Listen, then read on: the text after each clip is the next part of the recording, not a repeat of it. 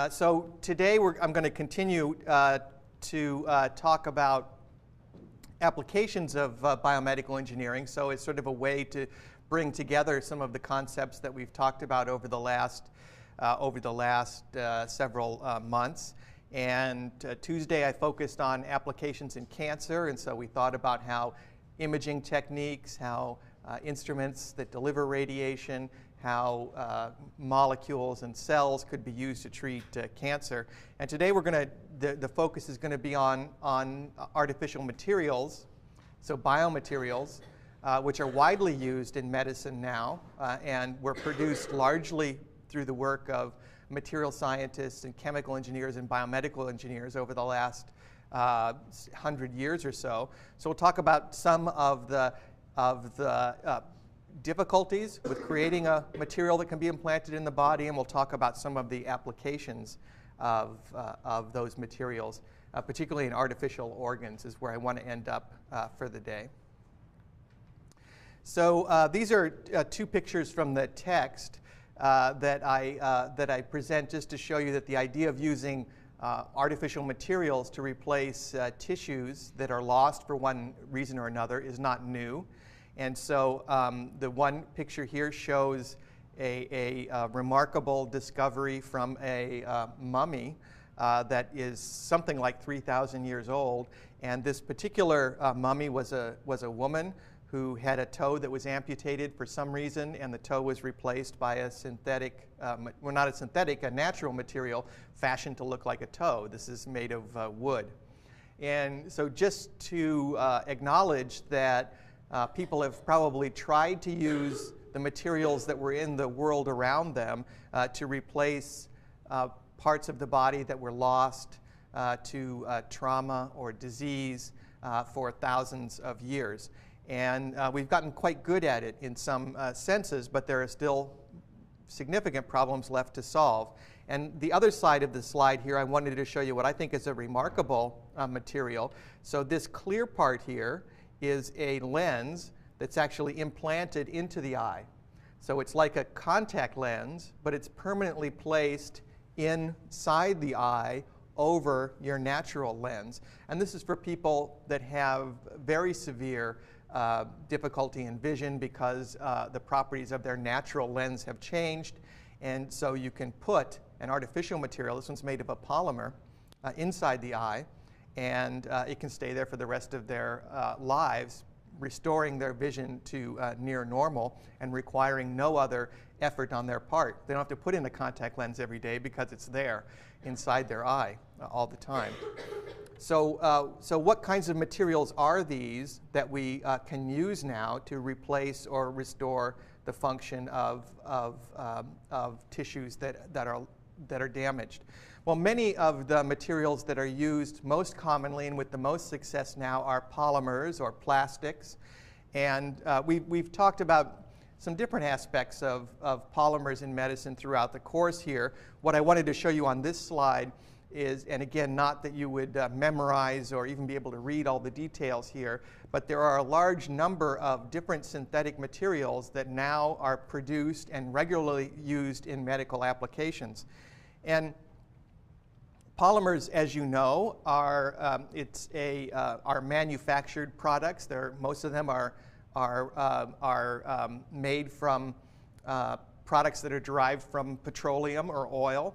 They're organic molecules, typically small units that are polymerized together to form long chains. And because the individual molecules in a polymer are long chains, when you put a bunch of them together in a material, they entangle together and they give you nice material properties. So you're not falling down to the ground now because the plastic chairs that you're sitting on are quite strong. And this polymer material that makes up the base of the chairs is able to support your weight and does it very reliably for a long period of time. You also notice that these chairs, if they were made out of wood, they'd be very heavy, but these are quite light, right? You can pick them up easily. If they're made out of metal, they would be much heavier. They might be stronger, but they would be much heavier. And so one of the advantages of polymer materials is that you can make things that have quite a lot of strength, but are still fairly light. All right? That's one of the advantages of polymer materials.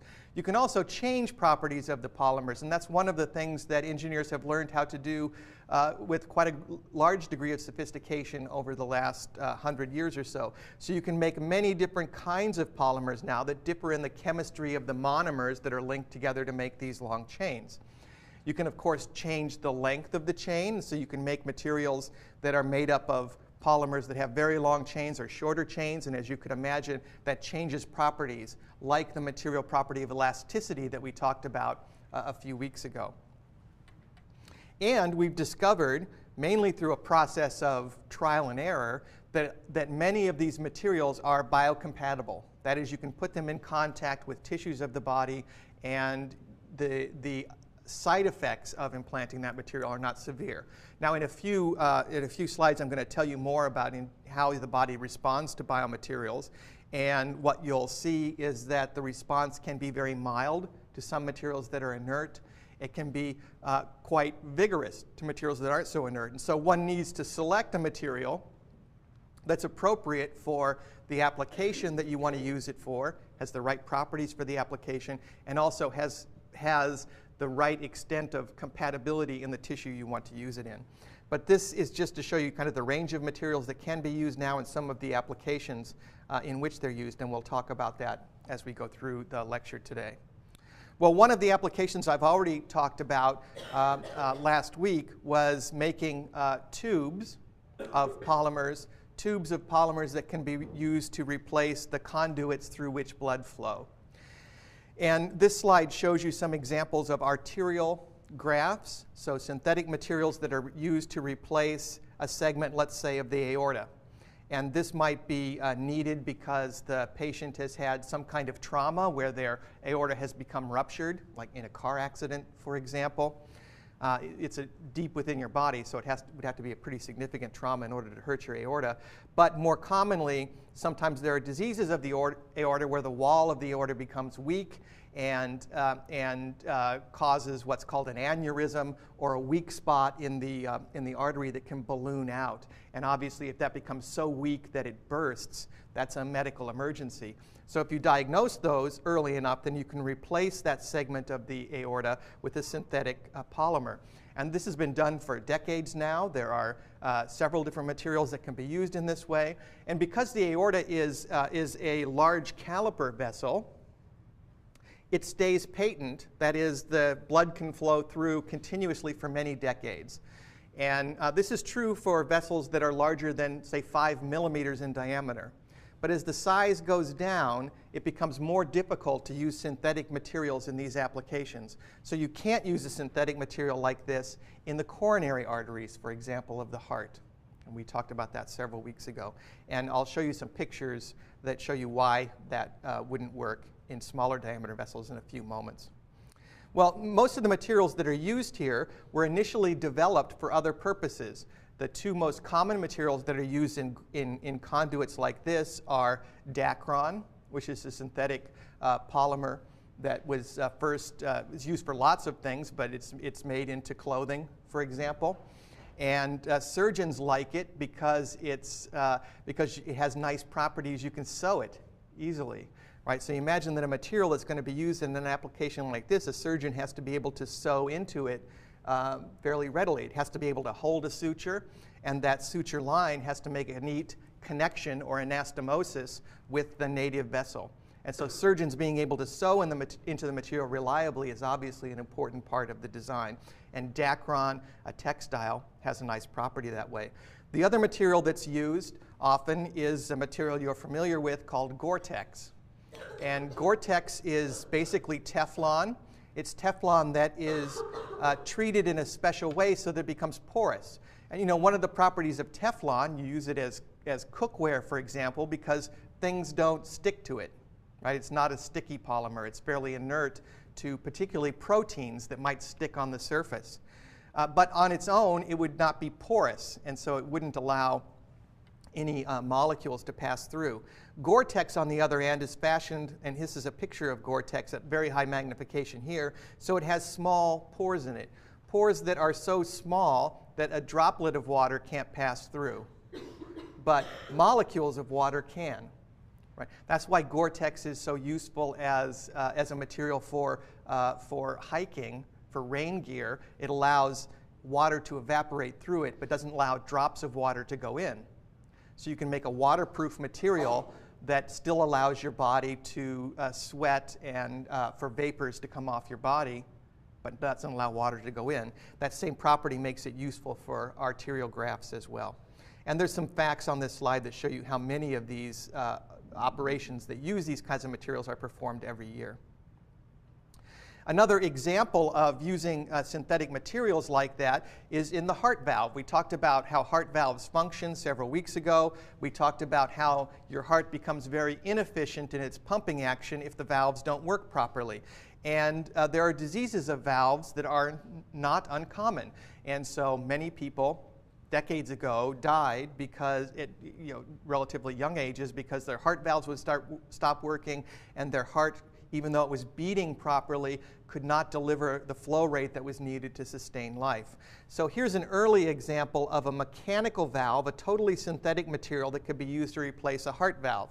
Now this is a collar here, which is made of a textile that can be sewn in to the spot, to the ring of tissue where the heart valve goes. So you can see that white material there. There's a metal ring underneath it, and on both sides of this ring there's a cage, a small cage on the bottom and a larger cage on the top. Right? So the heart would be down here. The ventricle would be down below this here. And so if there was pressure on this side, it would force the ball up. Right? So when the pressure in the left ventricle got to be higher than the aorta, it would force the ball up. And then flow would go out. Right? Because the ball sitting in this position completely seals the opening, but when the pressure pushes the ball up, then it opens up a pathway around it. So blood can come out through the sides. And the ball goes up, but it doesn't go away, right? Because it's constrained by this cage on the top. Now when the pressure here gets higher than the pressure down here, the ball falls back down and it reseals.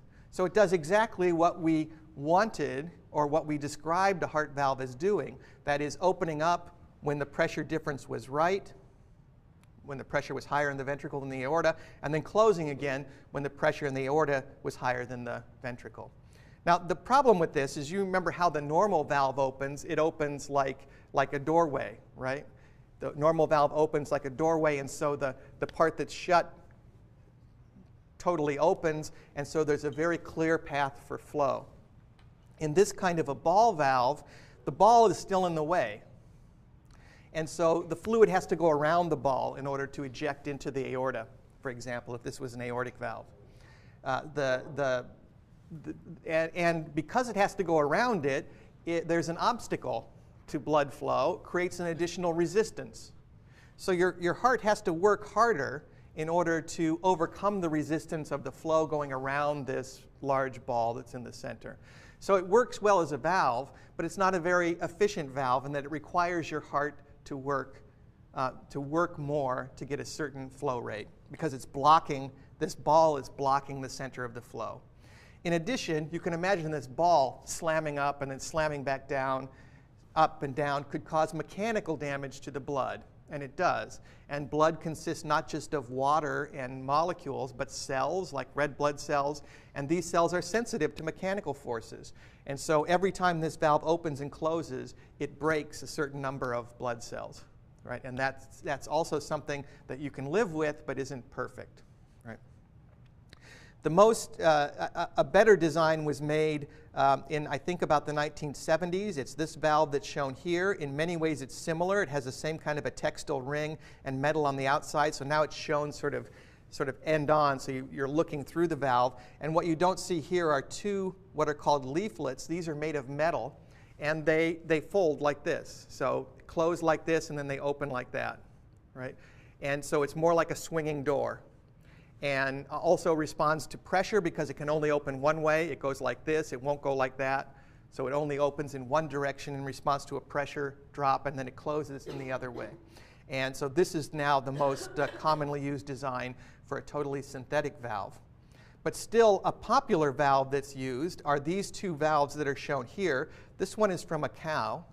This one is from a pig. And they're natural valves that are recovered from the animals, and then they're treated They're cross-linked with a chemical so that they become permanent structures, non-living structures now. And these sort of biosynthetic valves, what's called in the caption here a bioprosthesis. Prosthesis just means replacement, right? So this is derived from natural tissue, is an alternative to this mechanical valve. And physicians will use one of these types of valves or another depending on which of your valves needs replacement, what their own experience is with people that have diseases like the ones they're treating. But there are these several options available. So one of the problems when you put any synthetic material or any material other than your own tissues in contact with blood is that you will start a process called coagulation or blood clotting. And of course, this natural reaction is important to our lives, right? If you damage a blood vessel, the blood vessel becomes ruptured. All of a sudden, the blood is exposed to a surface it's not used to seeing, right? You damage a blood vessel, and instead of the blood flowing through a nice tube that has a very consistent endothelial cell lining, it's now exposed to the tissue outside, right, when the blood vessel gets ruptured. And when it's exposed to the tissue outside, a series of chemical reactions gets initiated. And that series of chemical reactions is called the coagulation cascade. And it involves proteins that are also enzymes that go from an inactive state to an active state. And this is described in the book in some detail. I'm not going to ask you questions about the molecular details of this. I want you to just sort of understand the concept that a protein in the blood gets activated by exposure to a foreign surface, and it creates an activated enzyme, which then activates another enzyme, which activates another enzyme on through this network. And the final result is that a molecule in your blood called fibrinogen gets converted into a cross-linked network called fibrin. Okay? So exposure to a foreign surface sets off a series of chemical reactions. The end result is that a natural protein in your blood that's normally dissolved and just flowing around in your blood called fibrinogen gets cross-linked into a gel or a semi-solid material. And this is the formation of a clot. Now, when this reaction happens, this cross-linking of fibrinogen into fibrin happens, there are usually cells that are trapped there as well, because these cross-linking reactions occur in blood, and there's lots of blood that gets cross-linked into this network. But you form a semi-solid structural material that seals off the area of the blood vessel that's damaged, right? And so blood now stays within your circulatory system. The bleeding stops. And that seal that gets made is a chemically cross-linked version of fibronectin, and you know it as a blood clot. You cut yourself, you see a clot later, it looks red because it looks red, but it's solid. It looks red because there's blood cells trapped in it, red blood cells trapped in it. It's solid because the basis of it is this cross-linked network of proteins. So this happens if you expose blood, anytime you expose blood to a foreign material. It happens if you put a heart valve, an artificial heart valve, in the blood pathway. This clotting reaction will start to happen. And that's what's shown in this slide here. You can't see it too well, but this surface would ordinarily look smooth. It doesn't look smooth because there are proteins coagulated on the surface here, these proteins of fibronectin that are being converted into a fibrin gel. And there are also specialized cells that also find these fibrin networks, and they spread out to help form a barrier. These cells are called platelets. And you know platelets are also important in blood clotting reactions. So one of the problems with every synthetic material that's used to replace a component of your circulatory system, like a heart valve, is that you form a thin layer of clot on the surface, of blood clot on the surface. Now, what you hope is that that happens within the first few hours of when the heart valve is replaced, and then it doesn't happen anymore because it becomes a sort of natural biological surface now, and your body tolerates it, right? So, but this only happens with certain kinds of materials. And so that's one of the criteria for selecting materials that are used as heart valves, is that they have to be able to support sort of a mild clotting reaction, right? A mild, not a severe clotting reaction. Because what happens if this clot keeps forming on the surface? The clot gets thicker and thicker on the surface, and eventually, since there's blood flowing by, pieces of that clot could be expelled from, or detached from the surface of the material, and they would flow into your blood. And if they flowed up into your brain, for example, they could clog smaller arteries inside your brain and cut off blood flow to that region. Right? That process is called embolism. Embolism is when a small particle is released into your bloodstream, and embolism can cause all sorts of unwanted effects. Right? So a bad heart valve might give you a stroke in the brain. Right? This is one kind of reaction to a biomaterial. These other two pictures show you other kinds of reactions. Here's a material labeled as M here that's implanted under the skin. And what you see is that after time, this unusual layer of tissue forms. This is called a part of the foreign body reaction. Your body tries to form a kind of scar around the material. And I'll show you how that happens in a cartoon in just a minute.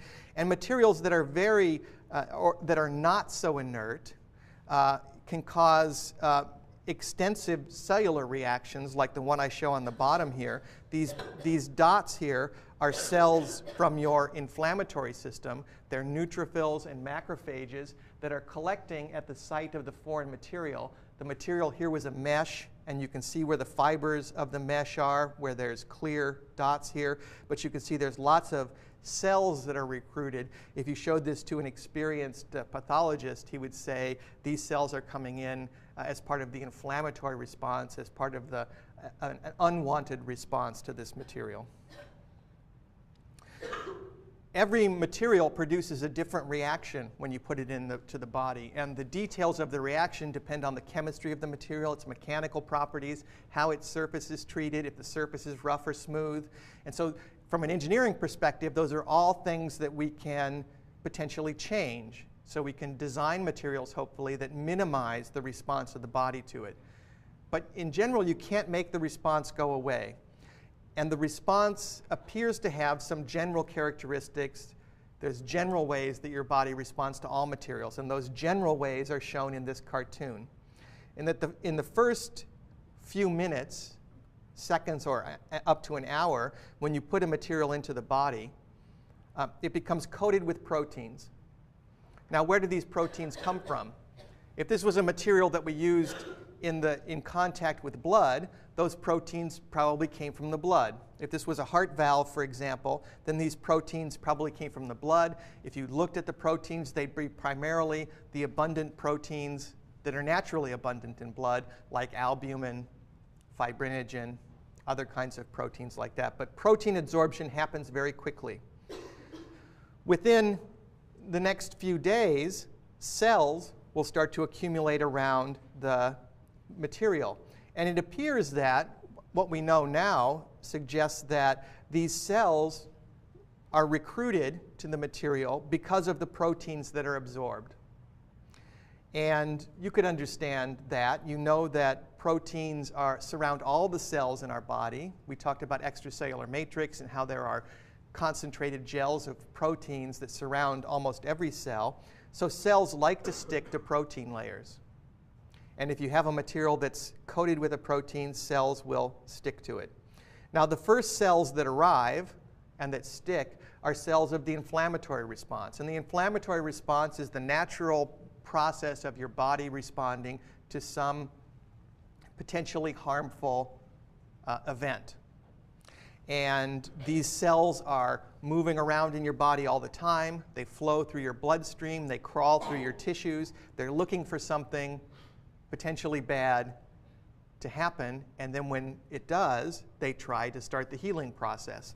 And so these cells recognize that proteins are attached to the material, and they begin to accumulate at this site here. The first cells that arrive are neutrophils. The second set are macrophages. Now, those are the cells that I show accumulating in high concentration around this material here.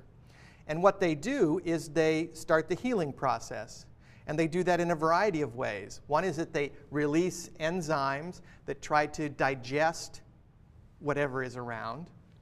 And they also send out signals to recruit other kinds of cells to come in. And that's what's shown in this second stage here, is that the cells condense into a layer. They form what are called giant cells, which are basically macrophages that fuse together to form a giant cell, which in some circumstances can completely encapsulate this material. And they send out signals to the rest of your body that say something's going on here. We need your help in healing whatever is happening at this local site. If this was a splinter, for example, that you got underneath your skin, your body's response to it would be to form a scar all the way around it and to try to digest it, right? And if you've ever had a splinter that you couldn't get out, you might have waited for a few days or a few weeks, and eventually the splinter gets covered with some kind of a tissue, and it comes up towards the top of your skin, and eventually gets ejected from your body, right? That's one kind of a healing response that's natural. If that splinter was too deep, it would just get totally covered with a scar all around it, and this cells that are in this scar tissue would be secreting enzymes and digestive chemicals inside trying to dissolve the splinter. And if it was made of wood, eventually it would dissolve and it would completely disappear. If it's made of a synthetic polymer that doesn't respond or doesn't get digested by those chemicals, what happens is that a stable scar forms around this material that never disappears. But the material is isolated now from the rest of your body. Now, I mentioned that different materials produce different levels of response like this. And some of the responses are very mild, in that you get very little protein absorbed, you'd get very few cells recruited to the site, you'd get not a scar, but maybe a thin layer of cellular tissue that would form around the outside, right? So some responses are mild, and those are considered biocompatible, and some are more vigorous, and those are considered to be not so compatible, right? But it happens with almost every material we know. Let's talk for a few minutes about a completely different kind of application. And again, this is one that I mentioned a few weeks ago when we were talking about biomechanics. And that is replacement of the hip. And so I just show you this drawing here to remind you of hip anatomy. So the pelvic bones here, which form a girdle at the level of your waist. And there's a cup inside the pelvic girdle called the acetabulum. And into that cup, the head of the femur fits in a ball and socket joint so that your hip has all the range of movement that we talked about in class and in section a few weeks ago. If there's a disease of this bone and this needs to be replaced, then the general procedure now is to replace not only the part, this part of the hip that contains the joint, the ball, but also to replace the socket as well. So you create a total hip replacement where you've got a material that you put into the socket and a material that you put onto the femur to fit into that socket. I showed you this picture before, and this is a design of a material like this. You see a metal cup that serves as the new acetabulum. You see a metal ball that is attached to the femur, and this ball fits into this socket. Now, if you just had metal on metal and you tried to move that metal ball inside that socket, that doesn't work so well. Metal on metal, there's some friction between these two. If this was a motor and you had metal on metal, you'd put oil in between there to lubricate, right? But this is not possible in this situation. So you put something else in there to lubricate, and the something else is this white material. It's a layer of polymer, a thin layer of polymer that also forms a cup, fits exactly into this acetabulum piece, and the ball of the femur then is gliding on this smooth polymer piece, right? These polymer pieces have been made of a variety of different materials over the years. Teflon, and now most of the pieces now are made of high-density polyethylene. Bobby? Still have to replace it? Yeah, Sorry, not hearing you. You still have Modern hip replacements, and I'll show you some new designs, now typically have a lifetime of closer to 20 years. But I'll tell you why many of them have to be replaced after about 10 years, the older design ones. So design has gotten better over time with these, and I'll talk about some of the ways that it's gotten better. Well, one of the problems is that this piece here, this ball of the femur, this part that's going to replace the hip, has to be very firmly attached to the rest of your to the rest of the bones of your leg, to your femur. Because if you're standing on one leg, all the weight of your body is really being carried by this piece of material here. So that's why they're made out of metal, because metals are strong and relatively light, and you need a strong material. Plastic wouldn't work in this setting, right? Plastic wouldn't work in this setting because plastic is too elastic. Most plastics are too elastic, whereas metal is stiffer and can hold your weight. What you didn't see in that previous picture is that there's a long piece here that goes down into the bone. And this long piece that goes into the bone allows you to fix the ball of the femur to the rest of the femur. And it's fixed because this metal part down here goes down into the shaft of your femur and then is held there. So it's kind of like a long, thick nail that goes down into the length of the bone. And what you hope is that that large surface area in contact, metal to bone, holds the whole piece into place so that the hip operates smoothly. Now, one of the goals of this would be to create a design that naturally integrates into your bone, and what's called on this a self-locking mechanism. So what would a self-locking mechanism be like? Well, maybe you'd put holes in this material, like the holes shown here, so that your bone could grow through it. As your bone heals around this implant, what if bone could grow through the material? Then you'd have bone on both sides sort of locking it in. That would be the perfect design, right?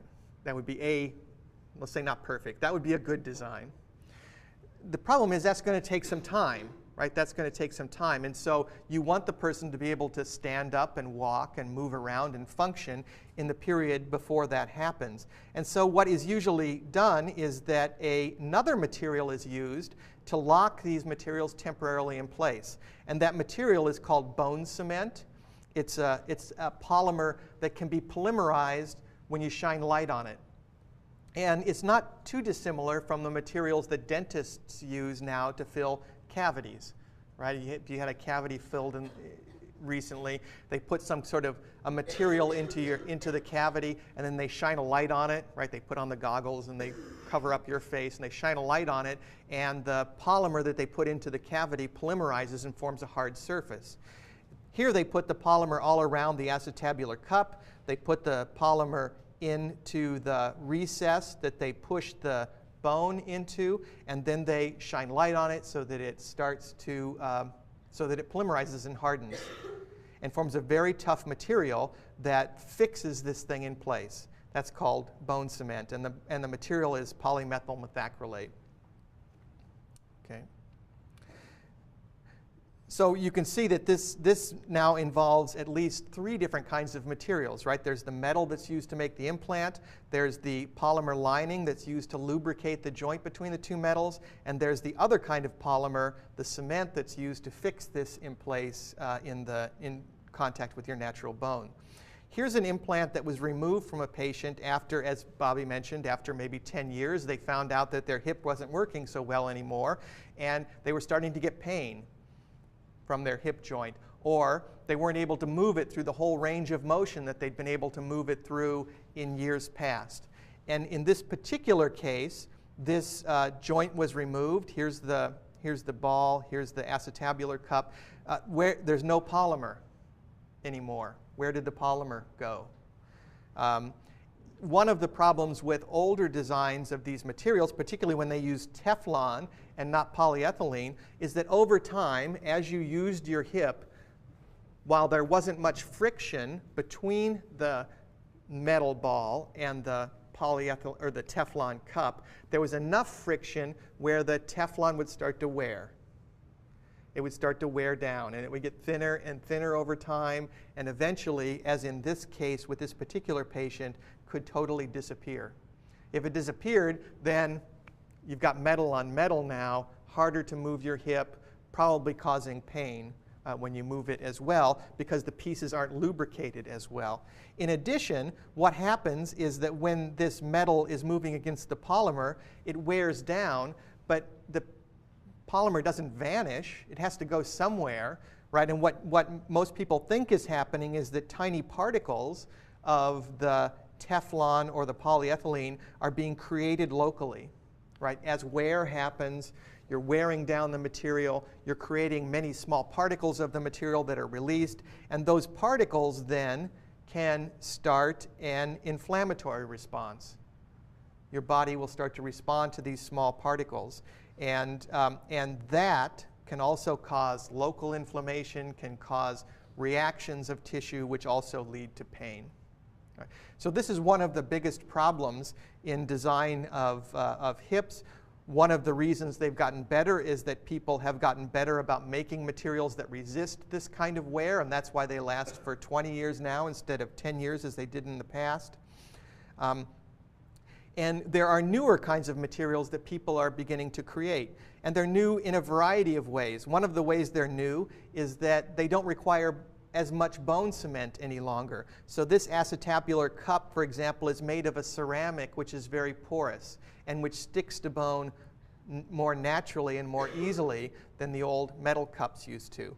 Another difference in this design is instead of having a metal head which moves against a metal ball which moves against the polymer socket, this one has a ceramic head.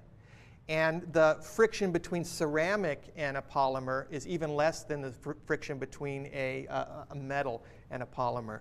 These are also much lighter. Ceramics are lighter. They're very strong, and you can create a joint that lasts even longer with materials like this. So,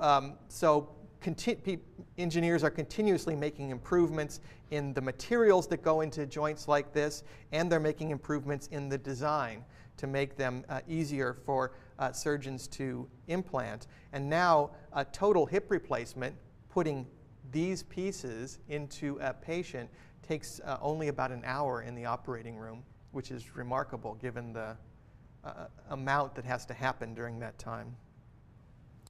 I want to quickly review some other kinds of artificial materials, and I'm going to talk for just a minute about something we talked about before, dialysis for kidney failure. It's an example of what's called an extracorporeal blood treatment, meaning that blood extra means outside, corporeal means body. Extracorporeal is outside the body. You take the blood outside of the patient, you pass it through a device, the treatment device, and then it goes back into the patient. And so you saw in section what a dialyzer unit looks like, but it's an example of a treatment where blood is passed through some kind of a device, something happens to the blood, something good happens, and then the blood is returned to the patient.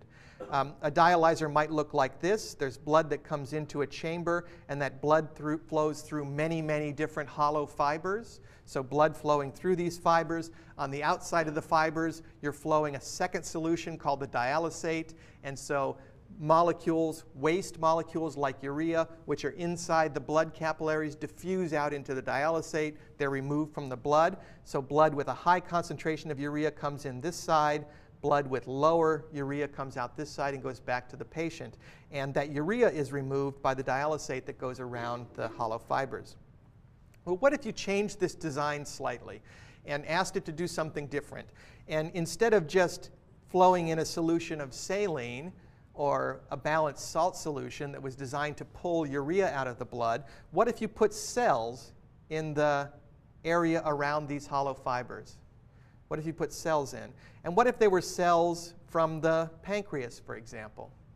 So now blood is flowing through this hollow fiber, just like before, and on the outside there's not just a solution of salts, but there are cells from the pancreas.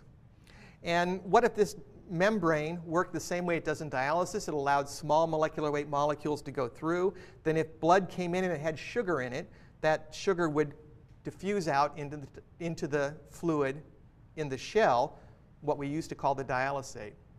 If blood sugar is high, and these are cells from the pancreas, what do cells of the pancreas do when they see high concentrations of blood sugar? They secrete insulin. And that insulin would be secreted, and it would flow back through the tube into the blood. You could make potentially an artificial pancreas this way that was used to treat blood outside the body. So a diabetic patient, blood comes out, it goes through this device. Glucose would stimulate these cells to secrete insulin. The insulin would go back into the blood, and the insulin would be returned to the body. And if these pancreas cells worked properly, they would respond just like a normal pancreas does. When sugar goes up, insulin goes up, sugar goes down, insulin goes down, and it does that automatically because the cells are responding to the glucose. That would be very inconvenient. It might be a good solution, but it would be inconvenient if you had diabetes and you needed this all the time to be taking the blood out of the body and you have this device that you have to carry around with you. Right, so what if you made it so you could implant it totally inside the body as well? And that's what this shows. That's what this diagram shows here. Here's an example of that dialysis unit that is that dialysis-like unit, but it's made to be very small. You can see the shell. The outside shell here is a clear plastic. It's about the size of smaller than a hockey puck, but not a lot smaller than a hockey puck.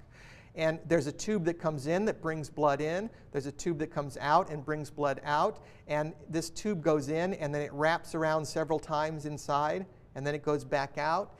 And those coils of tubing that wrap around inside are all surrounded by cells from the pancreas. If you hook this up inside the body such that you have blood going in one side and then coming out the other, then you've created a device that potentially could treat diabetes automatically and continuously as long as the cells were alive inside this shell. So this was in a design of what's called a biohybrid pancreas. It's made of synthetic materials, the kind of materials we've been talking about, polymers, and it's filled with live cells that are harvested from a pancreas. Now, because there's a material that separates the cells from your body, unlike in tissue engineering where we wanted the cells to integrate into the body, now there's a material that separates the cells. So I don't have to use cells that are immunologically matched with the patient, right? They're separated. In fact, I don't even have to use human cells. I could use cells from another animal as long as they respond to sugar and make insulin that works in the patient. And so you might be able to use cells from a pig and create an artificial pancreas that works in a person. Now, these designs were made almost 20 years ago now, and they work fairly well. There are several problems that still have not been solved. One is that the cells don't live forever. We know from cell culture the problem with maintaining cells outside the body. And here you would like cells that last for a very long period of time and continue to secrete insulin. So they don't last for long enough for this to be an effective therapy in people yet. A device that is similar to that, the same kind of idea, is used to treat patients that have severe liver disease. Now, you might think about an implantable device like that, but unlike the pancreas, a device that replaced the functions of your liver, we talked about all the different functions of your liver. To make an artificial device like that pancreas that provided all the functions of your liver would need a lot of liver cells, and it would have to be pretty big. So people aren't yet thinking about an implantable device for liver. What they do use it, though, is as a device to support the function of patients. If this is a patient who has a diseased liver, they're waiting for a liver transplant, how can you keep them alive without a functioning liver during the time when they're waiting for a transplant to arrive? What some hospitals are now using are devices in which pig liver cells are suspended in a hollow fiber reactor, very much like a dialysis unit. And so the patient is on something like dialysis, but dialysis that not only removes waste products, dialysis that provides liver function as well. Because inside this unit are liver cells or hepatocytes that are performing all the functions that liver inside your body would perform. Right? So this is another example of an artificial organ. An artificial organ that's used in many thousands of times around the country every day is this unit here called a heart-lung bypass or cardiopulmonary bypass machine. And this machine can replace the function of your lungs and your heart during an operation. So if surgeons need to operate on your heart, they can hook you up to this machine instead. They can stop your heart, your own heart, and then this machine will take over the functions of both your heart and your lungs. How does it do that? It does that because there's a pump, a mechanical pump. There's blood being removed from the body and from the venous side. This is blood that needs oxygen. It's being pumped at the normal cardiac output through a device that oxygenates it. So the pumps replace the function of your heart. The oxygenator replaces the function of your lungs. Blood is pumped through the oxygenator. It goes from being oxygen poor, carbon dioxide rich, to being carbon dioxide poor, oxygen rich, and then goes back into your body. You can remain on a pump like this for several hours while the surgeon does a heart transplant, replaces your heart, while the surgeon does a valve replacement, while the surgeon replaces a coronary artery, for example. This machine can basically serve as an artificial heart and lungs during surgery. Of course, one of the things that you would like to do is be able to do something like this, but to totally replace the function of the heart and this is only valuable when you're in the operating room. It requires an extensive and talented team to operate it to keep you alive. What has been a goal of biomedical engineers for many decades is to design an artificial heart that could be totally implanted and could replace the function of your heart when your heart begins to fail. And we're not there yet. There are still problems. And what this slide shows you is some of the designs that have been tested over time. This is an early design, not of an artificial heart, but of a artificial ventricular assist device. This is a device that's supposed to give your ventricle an extra boost when it needs it if your heart is failing and your normal cardiac muscle isn't able to create the force to get your blood pressure and flow up high enough. You can read more about this in the book. These two are cartoons that show you what was called the Jarvik heart, the Jarvik 7 heart, which was implanted in a number of patients and still used in some clinical centers around the world when a patient's own heart has failed and they're waiting for a heart transplant. The surgeons will sometimes make the decision the patient's not going to live without some kind of support for their heart function, so they'll put an artificial heart in just to keep them alive during the period when they're hopefully waiting for a heart to come. And this is the most recent of those. This is the Abacor heart. This is made of the same kinds of materials we've been talking about, made of polymers, a very smooth, reliable pump in a very small form that can be hooked up to your normal vasculature and take over the function of the heart. So many of the problems that have been largely solved up to this point here is to develop materials that could be in continuous contact with blood and not have the kinds of clotting or other reactions that could cause problems if you use this kind of device in a person. Those problems have not entirely but largely been solved. The major problem with an artificial heart now is how to power it. That producing all this mechanical energy that's required to pump blood and keep your blood pressure high requires energy. And so all of these hearts have an external power source with them. So there are cables that come from inside the patient outside to a system of batteries that power the heart. And it's not possible yet to make that power source small enough that it could be conveniently either implanted or worn by the patient for chronic use. And that's one of the biggest problems with the design of this particular artificial organ now. Okay, so we'll meet this afternoon in section, course review, and please come with questions. As I mentioned, I'll have some material prepared to just describe what's covered, what we've covered in the last half of the course on the final. It's been a pleasure. Thanks. Difficulties with creating a material that can be implanted in the body, and we'll talk about some of the applications of those materials, particularly in artificial organs, is where I want to end up for the day. So these are two pictures from the text that I present just to show you that the idea of using artificial materials to replace tissues that are lost for one reason or another is not new.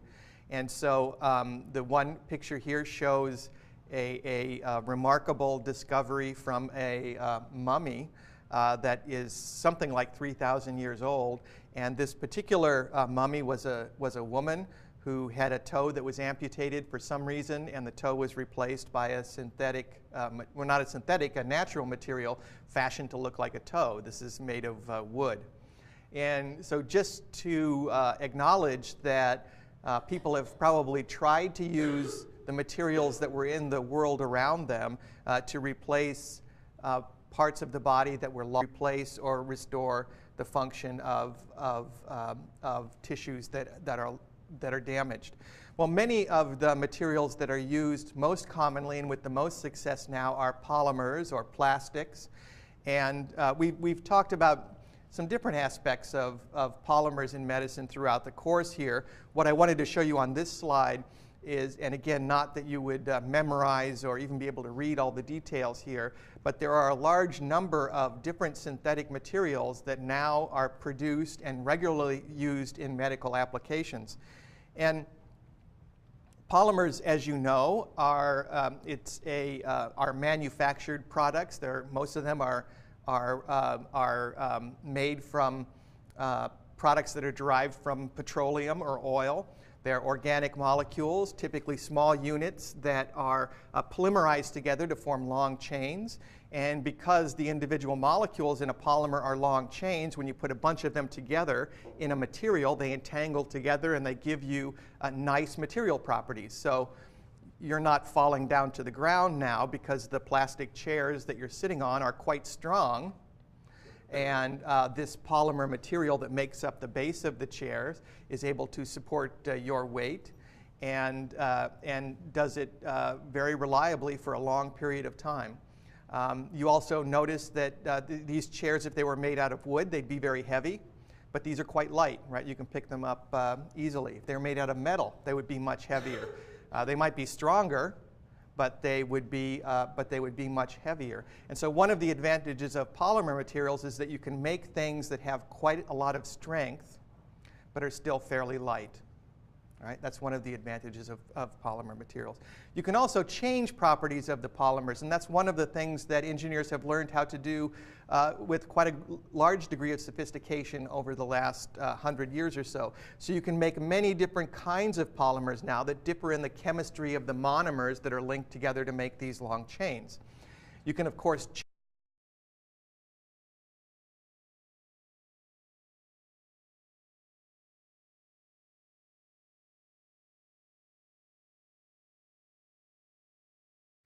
so today I'm going to continue to talk about applications of biomedical engineering. So it's sort of a way to bring together some of the concepts that we've talked about over the last several months.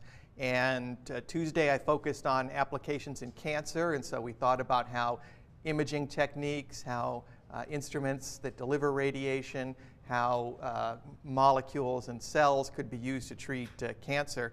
And today the focus is going to be on artificial materials, so biomaterials, which are widely used in medicine now and were produced largely through the work of material scientists and chemical engineers and biomedical engineers over the last 100 years or so. So we'll talk about some of the lost to trauma or disease for thousands of years. And we've gotten quite good at it in some senses, but there are still significant problems left to solve. And the other side of the slide here, I wanted to show you what I think is a remarkable material. So this clear part here is a lens that's actually implanted into the eye. So it's like a contact lens, but it's permanently placed inside the eye over your natural lens. And this is for people that have very severe difficulty in vision because the properties of their natural lens have changed. And so you can put an artificial material, this one's made of a polymer, inside the eye, and it can stay there for the rest of their lives, restoring their vision to near normal and requiring no other effort on their part. They don't have to put in a contact lens every day because it's there inside their eye all the time. So what kinds of materials are these that we can use now to